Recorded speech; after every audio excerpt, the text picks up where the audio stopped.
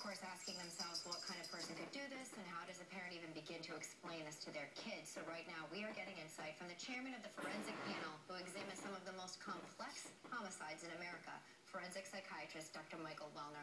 We're glad you're here. Have a lot of questions. We're going to get right to it. Adam Lanza, we know, killed his mother, drove 5 miles to the Sandy Hook Elementary School to slaughter 20 first graders and 6 adults. And I think everyone is just asking, parent or not, like, how does something like this happen? Well, what's the mindset? I want to perhaps put everybody at ease by saying that this is the end point of a pathway. But let's recognize that it's a pathway, and there are places where we can intersect, intervene to make a difference. It starts with someone who is fundamentally resentful and alienated and blames others. All right? And then it progresses from there to someone who identifies with the idea of destruction as a matter of stature. And then the person becomes increasingly withdrawn as they get a little older and they have social or sexual frustration and incompetence.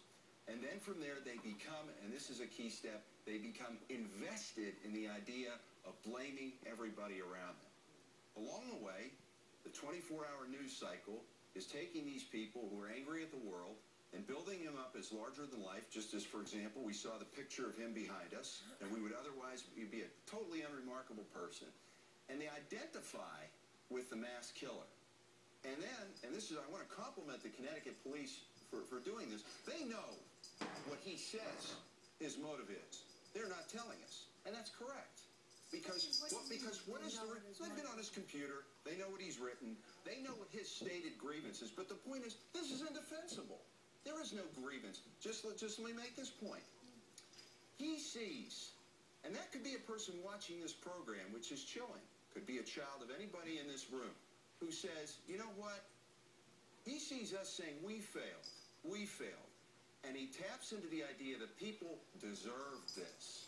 And there are a few individuals out there, and this is irrespective of mental illness. Some of them are ill, some of them are not. They adopt it as an ambition. This is not about a mental illness. This is about a life choice. A person makes a life choice that at some point he is going to be a mass killer. And when that happens, it's a question of a determination of when is that going to happen. And he begins to plan.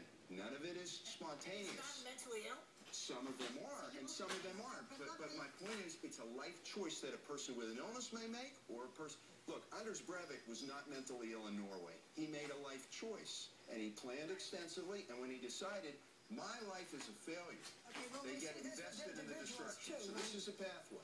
Okay, but I have 2 questions. Number 1 is, why do they target children?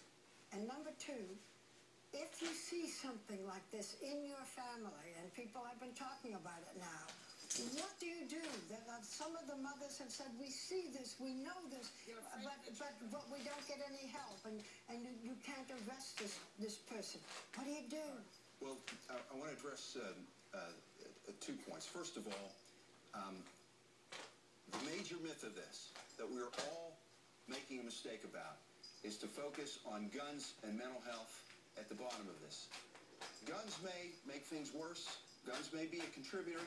Some people are mentally ill and deserve help and need help and aren't getting it. I get it. But that's not why this is happening. Guns have been around for a long, long time. Just a minute. Let me explain.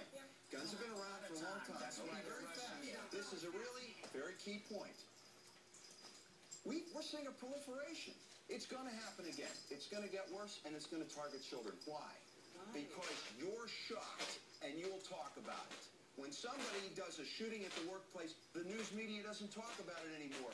But if we're shocked enough, everybody's going to ask, who is this clown? Who is this pervert? He's dead. But that's not the point. The point is that he has decided that he wants to have a legacy which is given to him by tremendous interest in him and what he is about. So shock is the reason, and also these individuals know the bigger the body count, the more likely there's news media coverage. What is it about small children? They're defenseless. They're defenseless.